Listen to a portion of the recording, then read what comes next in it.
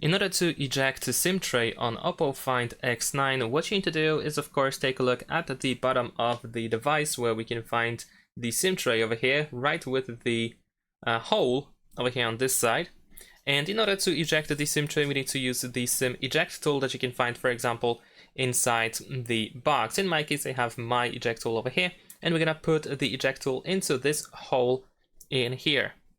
So just put it in, and then once you go in, you want to use a little bit of force in order to make sure that the SIM tray is released, it pops out.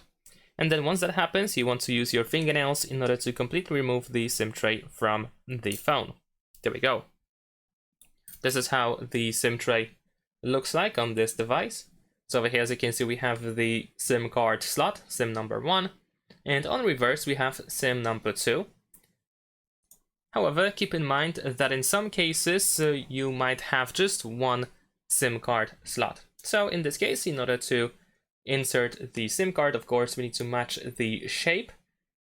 Over here, we have this cut part of the SIM card.